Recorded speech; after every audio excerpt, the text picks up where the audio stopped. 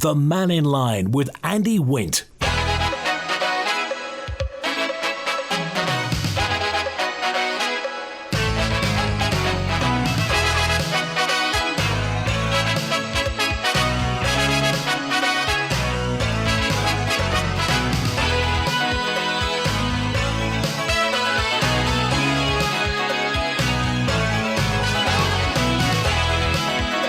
First of May, good afternoon. We're on Mannin Line, open line through till 1 today. Text 166 177, WhatsApp 166 177, email studio@manxradio.com, call 66 1360. Well, the matters are currently dominated really by the weather.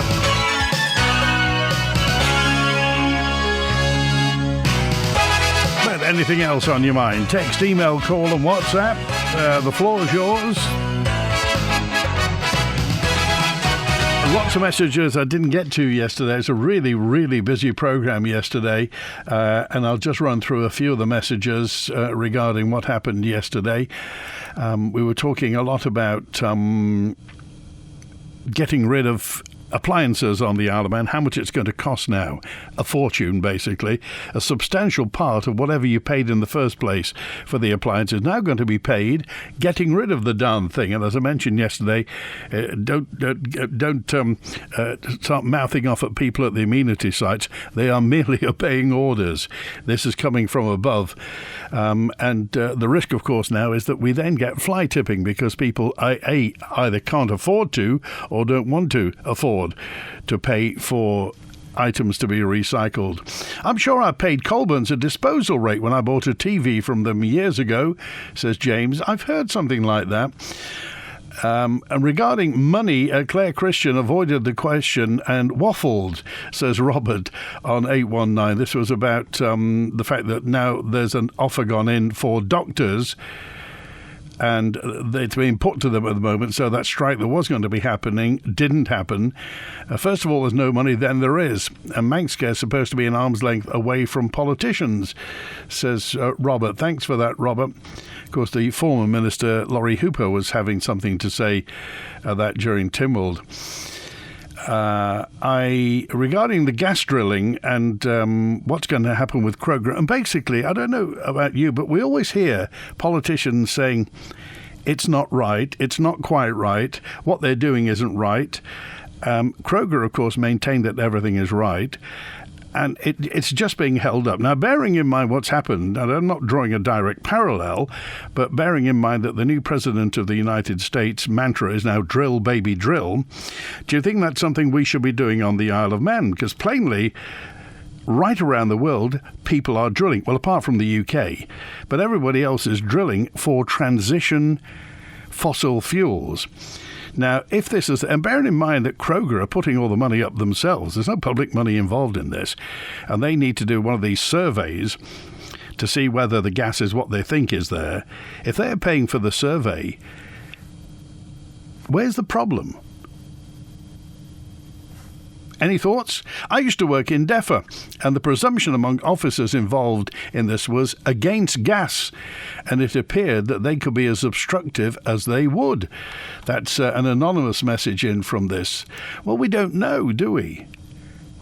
Crogga tell us there are telephone numbers at the other end of this pipe, and the telephone numbers will be divvied up between them and the Exchequer on the Isle of Man and Treasury here. So bearing in mind that we could do with a few bob between now and then, because we don't quite know how much any wind farm's going to cost on the island, or how much we'll be making from one offshore the island, it would be nice to know, wouldn't it? I think we should have large fines on the spot for litter. We should have parking fines for illegal parking as well, says John. Thank you, John. 557. It comes under antisocial behaviour, doesn't it? We've talked about this really exhaustively in the past, but I'm always willing to run through it again if you think you've got an answer. How do you stop antisocial people doing antisocial things, be it parking in a disabled parking space when they've no right to, or encroaching on a disabled parking space when they know full well they're going to make it difficult for somebody to park? The people who throw litter, the people who ride bicycles on the pavement. particularly the wrong way on Victoria Street. Now, the people who ride bicycles up and down Strand Street and look gone out if you happen to point it out. How do we stop antisocial people doing antisocial things? Is it time to get confrontational, or can we rely on the authorities to do something about it? Ridiculous, says 598. Which bit? Ridiculous. Civic amenity sites charge a tariff for disposing of large items and then not accepting cash. This was mentioned yesterday by Peter, who said that the civic amenity site didn't take cash. Fly tipping is happening because people are being turned away from amenity sites because of petty rules. Did you enjoy your holiday? I did. Thank you, 598. Yeah, the amenity sites. Well, there was one mentioned yesterday, but we didn't find out which one. Do any of the amenity sites take cash or indeed cheques? At the moment it is, I know because I got rid of some stuff a couple of weeks ago, by the one by the Energy from Waste plant, and that's a card. You can pay your rates by cheque or cash, says 799, so why not the amenity sites? Is it possible to find out, says Will, if the Manx government's receiving any payment for the global contract in climate control? SRM Geoengineering, our airspace is being used and we're being targeted. Well, Will, tell me more about this if you can. Robert's on now. Hi, Robert. How you doing? It's serious. I've got another omelette on. Good-o. I was just wondering about this transition fuel. I think there's a certain amount of confusion out there what that means, and I'm not the one to latch onto it. But I mean, I'm just thinking through it. If the money comes in and it's going to be how much, who knows? I mean, maybe you can fill me in how much is going to be that they're going to get in tax. Well, it ranges really from sort of tens of millions to hundreds of millions of pounds, Robert. I mean, it's absolute telephone numbers. We could all be living in luxury for the rest of our lives if it's true. Well, I mean, are they going to transition that and flip it over to, say, getting solar panel, loans in and things like that so that people can transition over? Well, they're talking about this sort of net zero thing is all about as little impact on the environment as possible. Now, I saw something the other day that said the Isle of Man is just about as bad for solar panels as Britain is, and that's not very good because we're in the northern hemisphere. So if we put solar panels to one side, it's onshore and offshore wind. And what they're saying is that, if we get to there within, 20 years or so, then we'll be using a lot less fossil fuels. However, in the meantime, we've got to get there and we've got to pay for these wind farms as well. So and of course, we have no natural, they outlawed digging peat years ago, so we've got no fossil fuels on the Isle of Man because we can't dig peat. All we've got is gas. So we're going to have more lovely windmills. Well, the thing is that it depends what you think of wind farms. Some people love them. I don't mind them. Yeah. I mean, I live in Douglas, so I'm right in the centre of town. So, I mean, they're not going to be any here. But, I mean, I imagine people living next to them may want to have a chat with their estate agent and what have you. But, I mean, it's... maybe offshore would be better. But, I mean, we've already done that, haven't we? Or we're in the process of doing that. Yeah, but remember, the offshore ones that Ørsted are talking about, these offshore ones are 1,000 feet high. I mean, they are gigantic, and it will go from Laxey to Dogmills, north of Ramsey. I mean, it will be basically a wall of wind turbines on the east coast from Laxey to the Point of Ayr. I think Guardian or someone like that needs to come in with a proper investigative journalist and start asking some serious questions. I think we need to have a proper...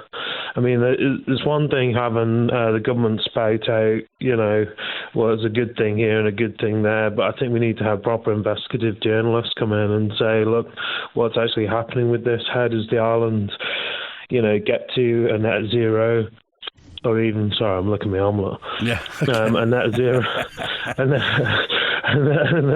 zero approach, or where do we get with the green issues? Okay. So to speak? Is it a plain omelette or a cheese omelette? What is it? It's got a bit of cheese in it. Jolly good. All right, Robert, we're good to hear from you. Thanks for calling today. See you in a bit. Good to hear from you. Got a message in here from Sharon who just said, why haven't you mentioned the Pitcairn Islands? Why? Oh, I see. On this date in 1790, Fletcher Christian and the mutineers from the Bounty reached the Pitcairn Islands, where they settled on Pitcairn. Well, we'll note that Fletcher Christian and the mutineers from the Bounty got to Pitcairn Island. And thank you, Muriel, who just said WEE directive is European legislation adopted by the UK, but not the Isle of Man.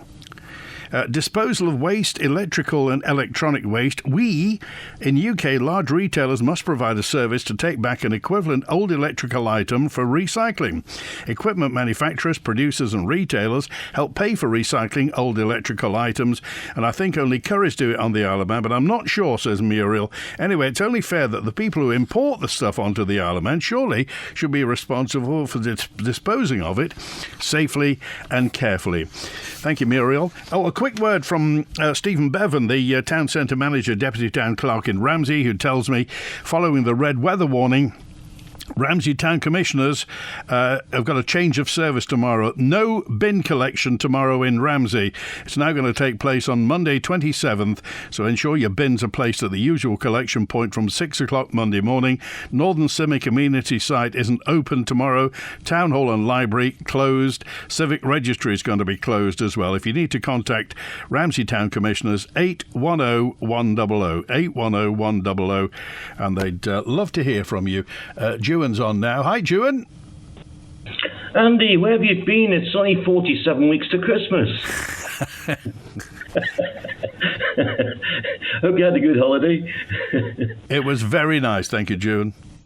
Good. I heard you mention them there digging up Pete. I don't think Pete's going to be too happy, you know. It used to be. I'm trying to figure out. We've been having an argument about this, and I think it's not much more than 30 years ago that you could dig peat on the mountain.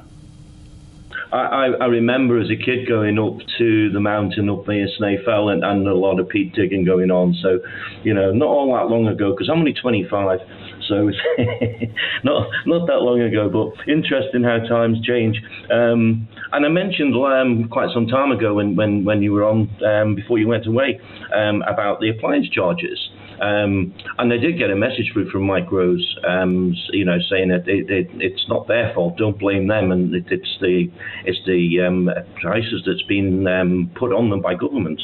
But I think someone came on and clarified what I'd said about charges in England is actually built into the charge of purchase.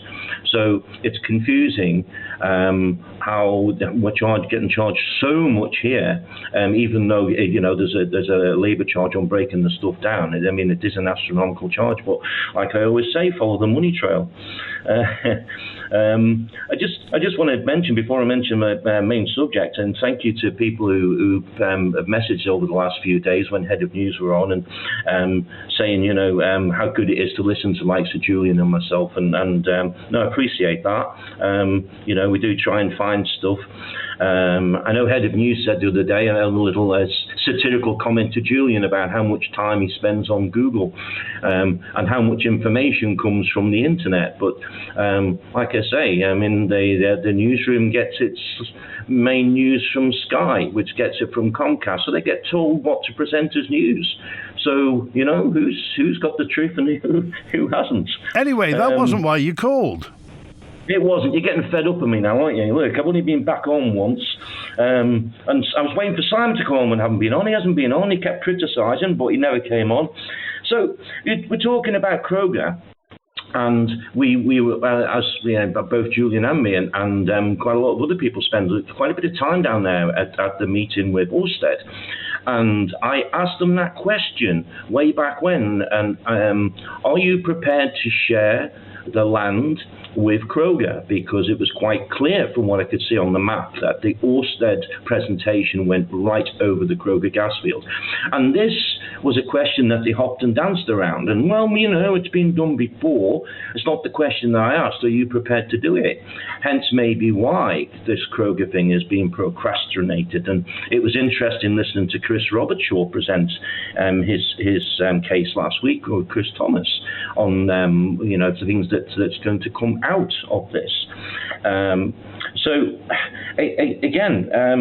When we look at Ørsted now, who has been propped up by, it's not standing on its own 2 feet quite clearly, and I'm looking at their share price now, is down to 245. That's the lower than what the buy-in was, from a height of 1250. So my question would be, if you're going to go into bed with a company like this, and they're proposing what they're going to do, surely the question should be asked in our government, is this company fit for purpose at the moment? Because the share price, if you look at it, has tanked. I mean, I think Julian mentioned this the other day. It's like Mount Everest and then a sharp ski slope at the other side. So, this question should be asked if we're going into bed with a company like this. It's not like this government's not made mistakes before in a big way. So, there's a few things there to be looked at. And again, the money that the government has put into the legal costs of Ørsted as well, which I think was mentioned the other day, Andy, was it in excess of 200,000 in legal costs that's being spent of taxpayers' money? So, what do you think should happen? What would you like to see happen? Well, common sense to start with. I know I might be asking a little bit much here, but this whole agenda, and we're going to see things turn now, and that's probably a little bit on why Ørsted's price has slumped as well, with Storm Trump coming in, whatever people's views are. I mean, he's hit the ground running with a lot of different things. And people say, oh, it's nothing to do with the Isle of Man. Yes, it is going to be a lot to do with the Isle of Man. I'm watching the Davos meetings at the moment, watching Larry Fink running away from Rebel News and not answering any questions. So this is all linked to our little island. I just want to see common sense here. The Crogga thing seems to be danced around. We're calling this a transitional fuel.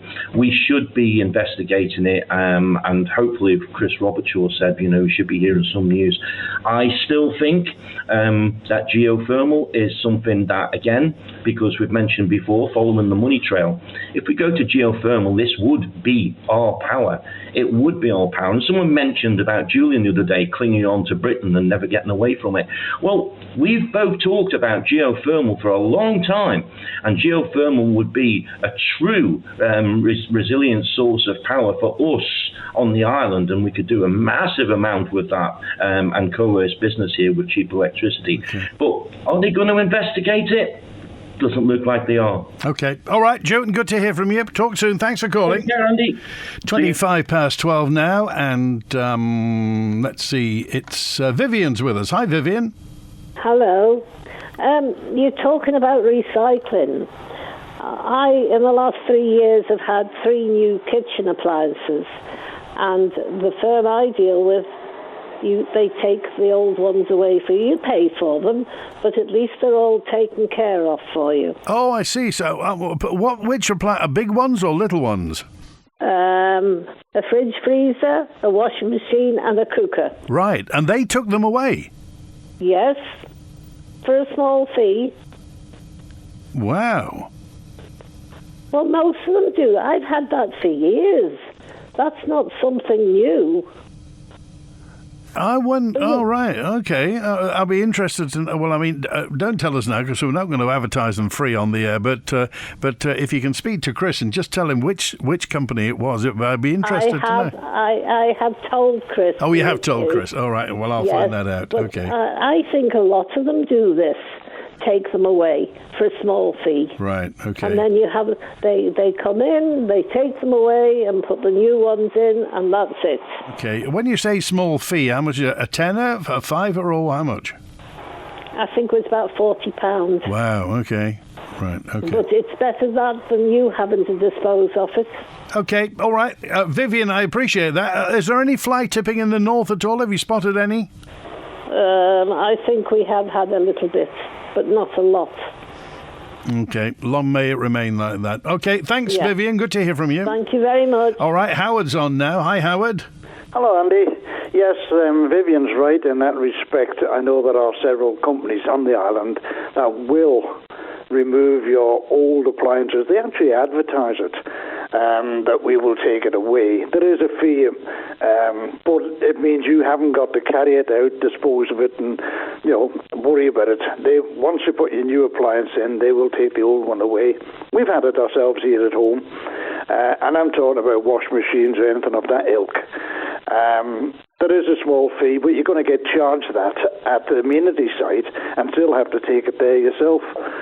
But, but what was going on, and I heard you talking earlier on about, have you heard of anybody be fined? Yeah. Well, the silly part about it is, all the signposts and notices and bits and pieces coming out of government and councils, the maximum fine will be, it's the same for dog mess, the maximum fine. Why don't they start with a minimum fine?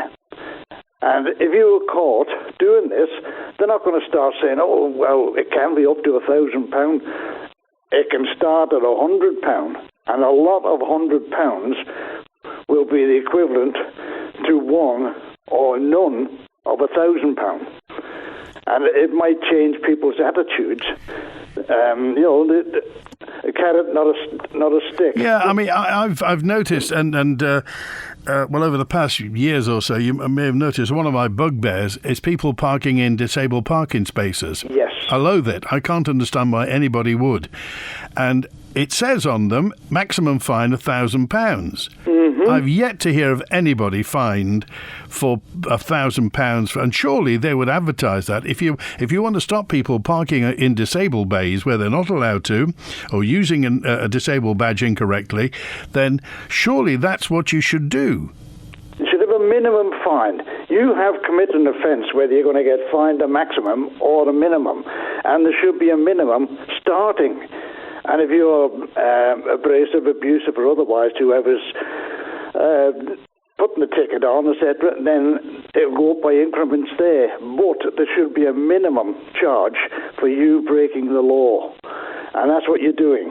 But if they're advertising these things, £1,000 on the promenade or beach, with dogs on the beach, £1,000.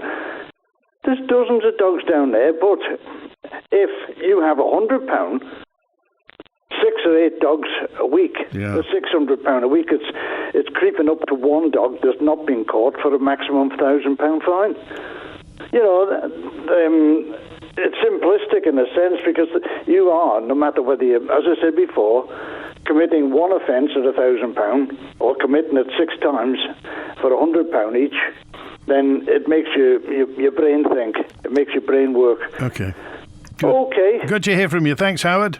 Take care. Bye now. All right, 29 minutes past 12. Thank you. Emma, she said, when's Pancake Day? 5 weeks next Tuesday. Pancake Day's Tuesday, the 4th of March. If you're trying to get your work it up to, and then we all have to have something to look forward to. And I think, isn't 3 weeks tomorrow is Valentine's Day? So 3 weeks tomorrow is Valentine's Day. 3 weeks tomorrow also, I think, is half term as well. And 5 weeks next Tuesday is Pancake Day. They don't take cash because there are no banks left to pay cash into. Charging for disposal is just another tax on goods. Didn't we pay 20% at the purchase point already? Says Sarah in Belaf. We should use Manx pound notes. Says this course. Thank you, Maxine. Use Manx pound notes. If the amenity sites took Manx pound notes, the world will be a better place. Right.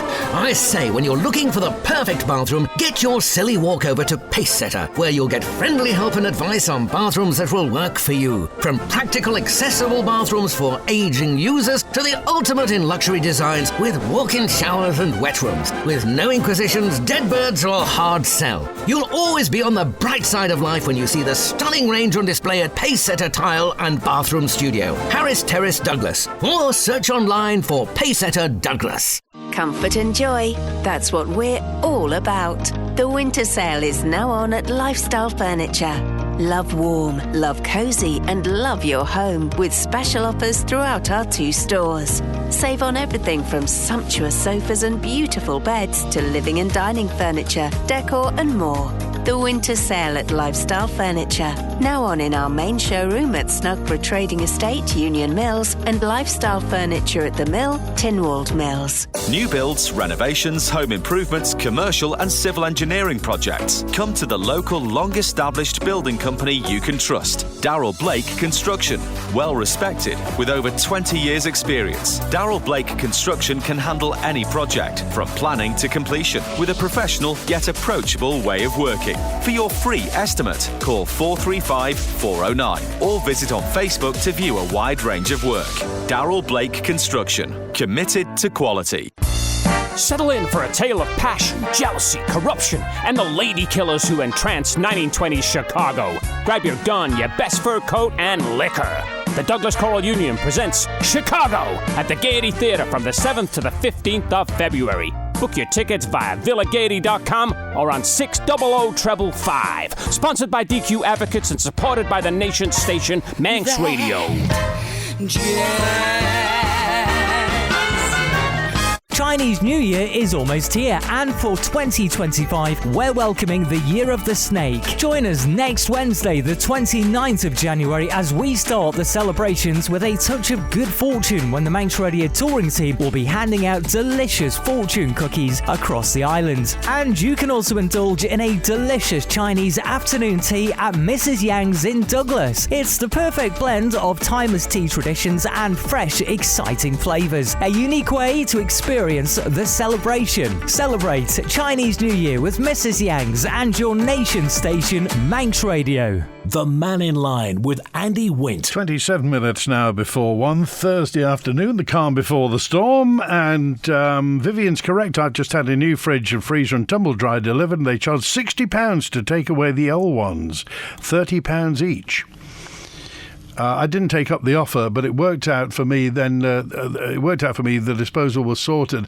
I don't know how it compares to the charge at the amenity sites. And Darren the plumber said all you need to do is to buy a cheap cordless grinder from B&Q and slice everything up that needs paying for at the amenity site and put it in your household waste and hide it under used nappies. I've done that for a cooker and a tea. I'm not suggesting you should. That's just a message from Darren. So please, that's not an instruction. And it's anyway. Bonzo's on. Happy New Year! Hi, Bonzo. Oh, Happy New Year! Yes, I hear that Julian's still giddy from the champagne from the Trump inauguration. Doubtless Julian is too. Thinking that this is going to be the death of renewables and wokeism and all the things that they so wonderfully hate. As for some of their remarks, and indeed some of your remarks at the top of the programme about Crogga, let's clarify a few points, shall we? Gas is not a transition fuel. It was a quarter of a century ago, when we were doing the dash for gas, when Polrose gas-fired power station, as a lot of UK power stations, were being planned and constructed in order to fulfil the obligations of the Kyoto Accord so that the coal-fired power stations and the oil-fired power stations could be shut down. But now, that transition was presuming that we were going to be at a stage now where we were using renewables, and we're not. I mean, that and those kind of ideas were indeed being reflected by EA in their proposals in 2003 for wind turbines, which they were allocated funding for, £10 million, which then disappeared as if by magic during the MEA loan scandal. So, no, I think to say that now gas is a transition fuel is, just because Donald Trump might try and say it as an excuse for his drill, baby, drill, that's nonsense. As for geothermal, of course, Joe and Julian conveniently forget that the advocate of geothermal on the island, Fox Hume, that actually said that, after discussions with David Quirk, the geologist, that actually he's admitted that the Isle of Man is not suitable for geothermal. So, again, more disinformation.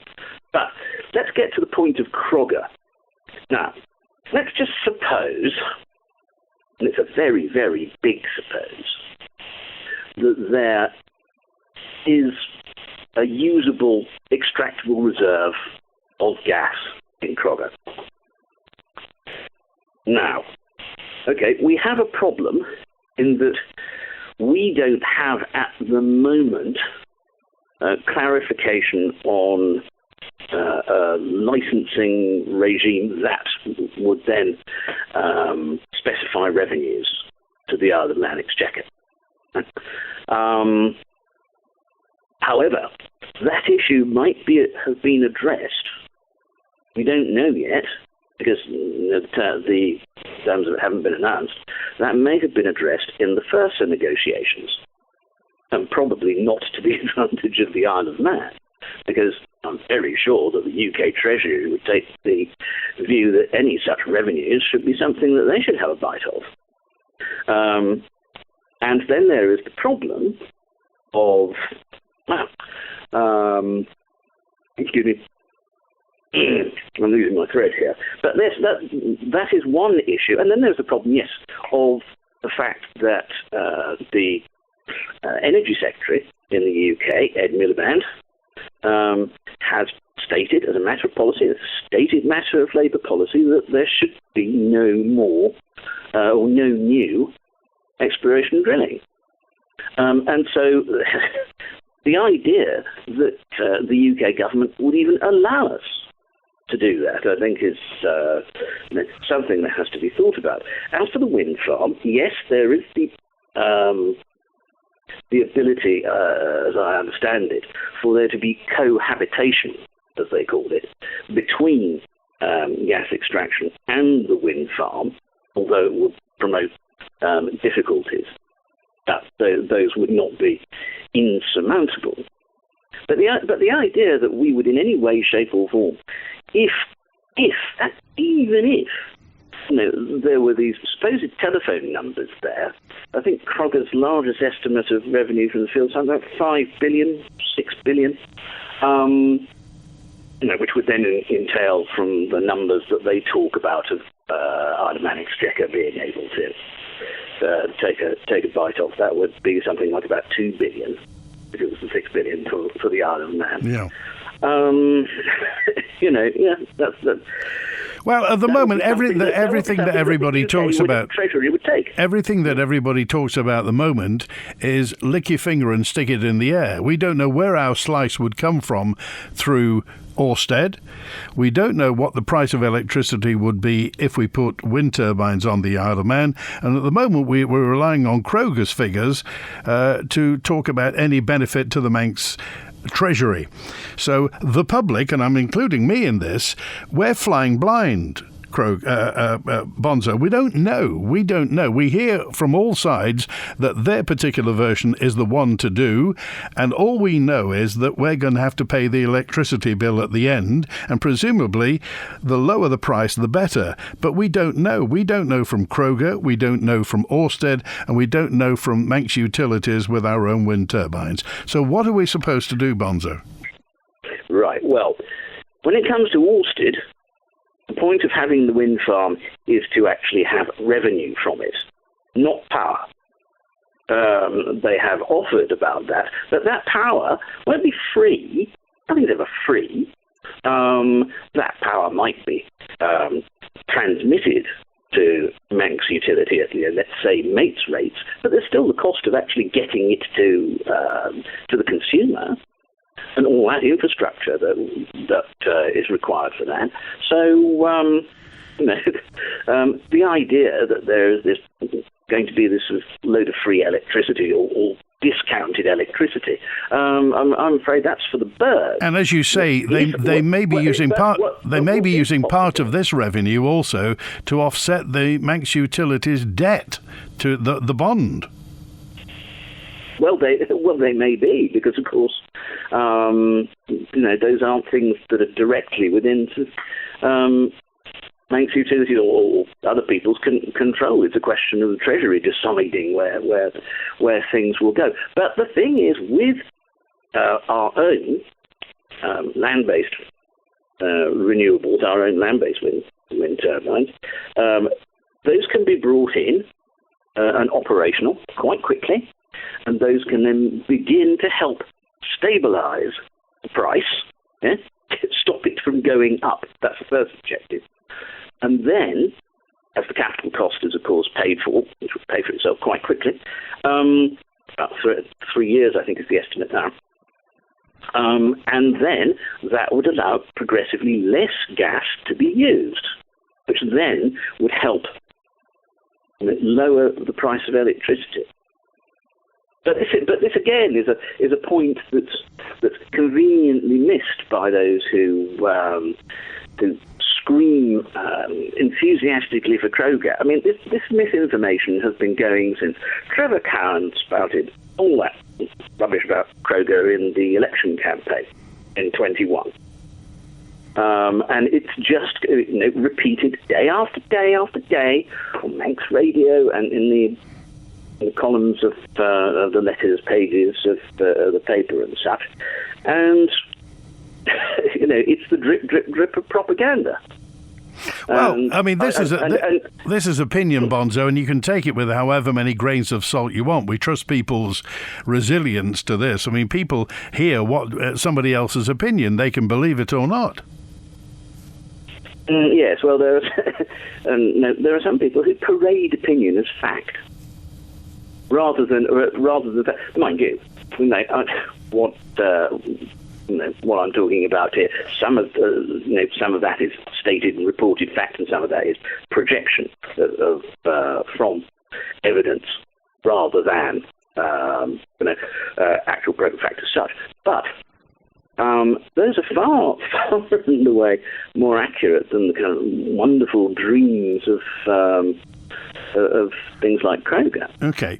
So the three proposals, Bonzo, of Ørsted's offshore wind farm, the Manx Utilities wind turbines on the Isle of Man, and Crogga, who do you trust the most and who do you trust the least?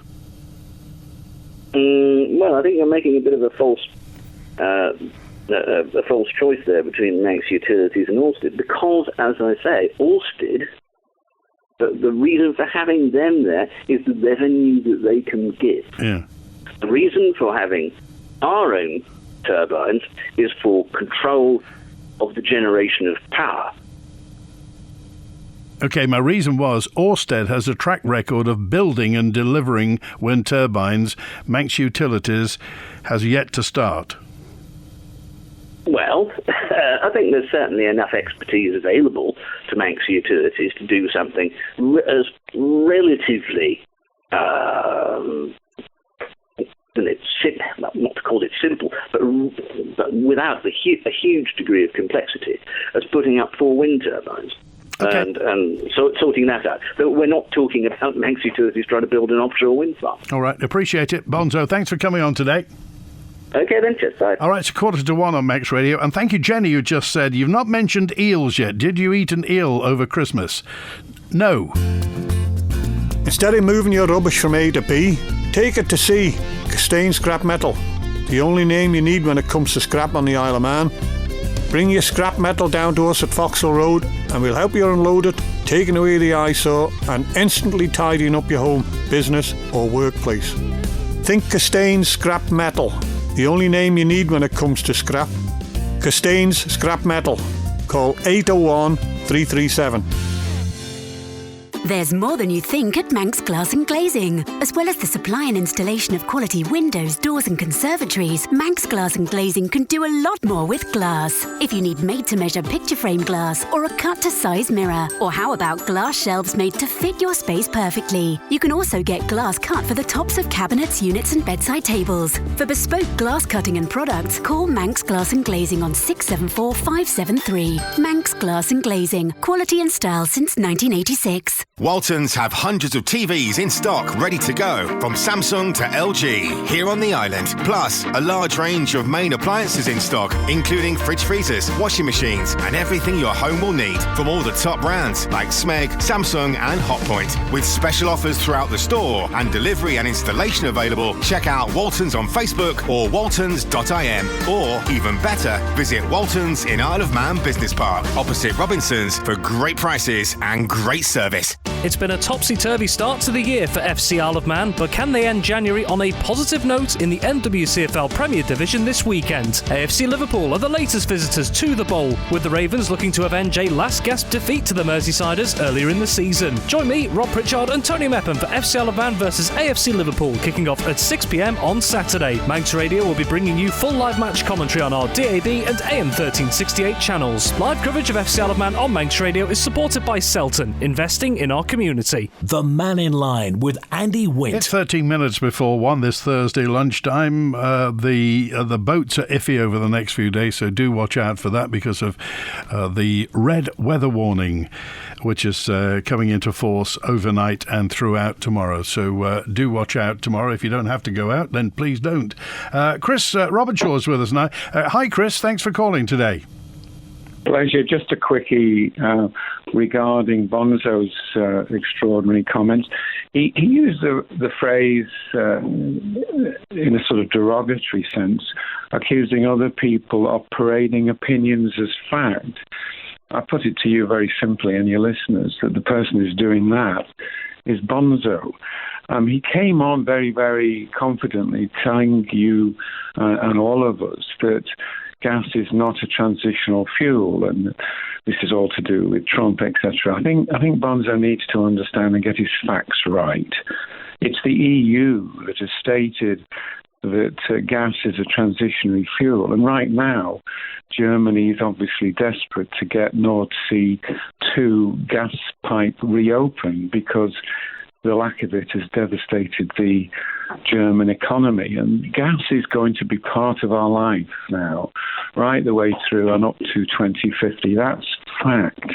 That's not a paraded opinion, pretending to be fact. It's actual fact. And I do think Bonzo needs to sort of think more carefully and check his details before he parades what he says, his opinions, his inaccurate opinions, as fact. Then he spoke about the issue about, well, what is involved for the Isle of Man. Be rest assured that Crogga has entered into clear understandings with the Isle of Man government and the Treasury and the people of the Isle of Man, because it's a Manx asset if it can be recovered. Just exactly what the taxpayer, the Treasury, are going to get out of this. And then this nonsense absolute nonsense about whether the UK would allow the licence to go ahead. The fact of the matter is it's Manx territorial waters, and the arrangements for that are very, very clear and explicit.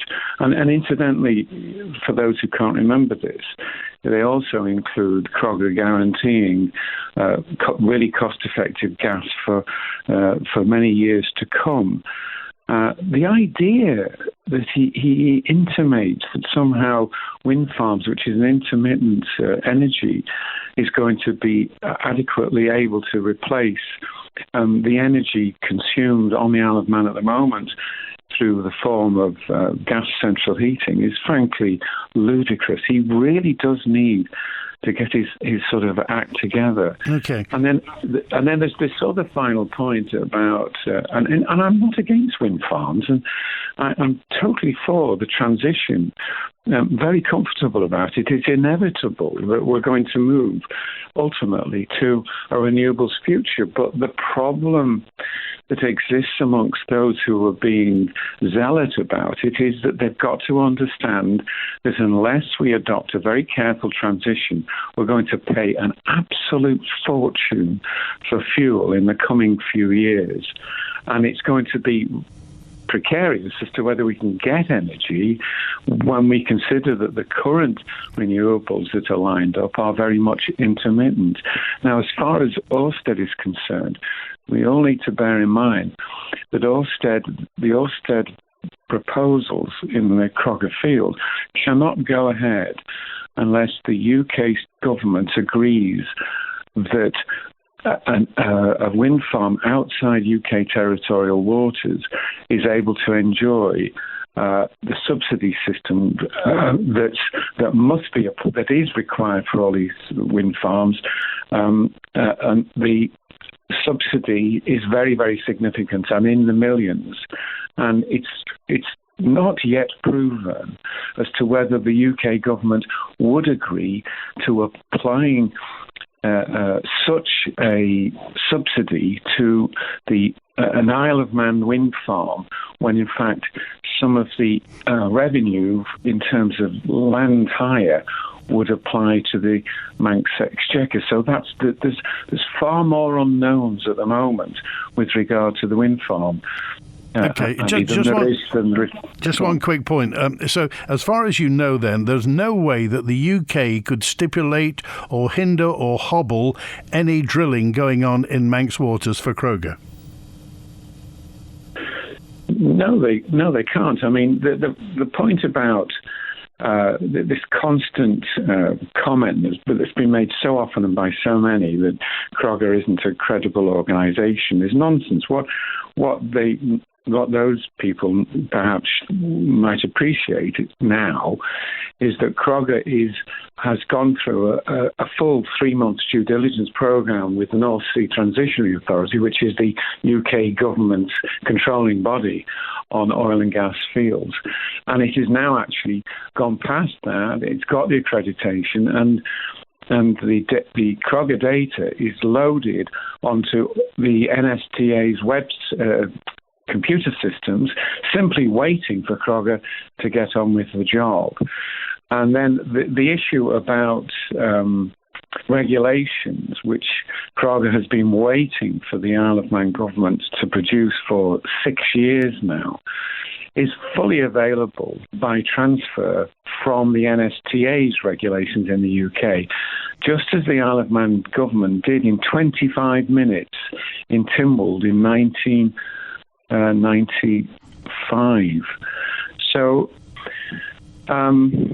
we continue to wait. The negotiations go on, and we can just hope for the best. Okay, and just for the purpose of full disclosure, what's your involvement with Crogga?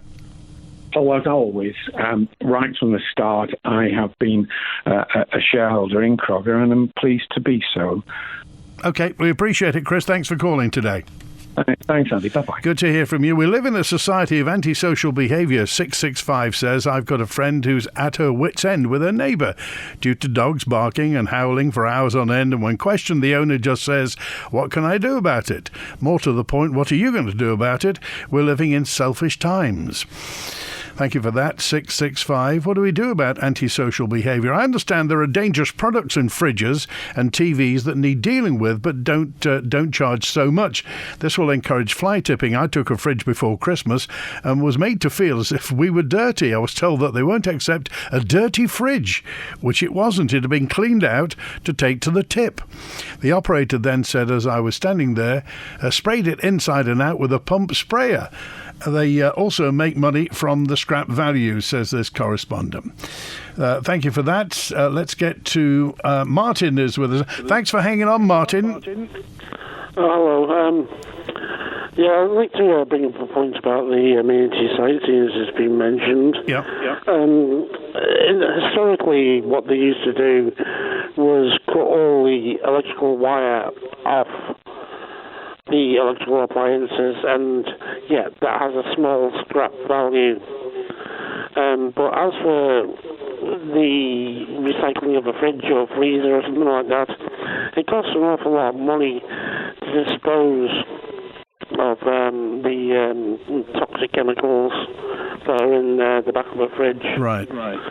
And the rates that the amenity sites are charging are no doubt fair rates. A second thing about electrical appliances is years and years ago, I'm talking now, there was a shop in Douglas, and they used to just simply take an electrical appliance away and put it in storage.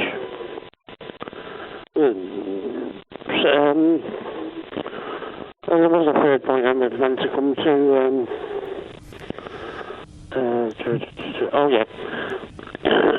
If people are going to be charged to take small electrical appliances to the tip, as they do now, we're going to see things like people on Facebook and that offering them for free. Right. So the public should be aware of that. If they're looking for a free toaster or a free kettle or a free microwave, they must bear in mind that they could be taking something away that could not work. Okay, all right, we appreciate it, Martin, and thanks again for hanging on. Remember, out of hours, call 682-631 on the answer phone.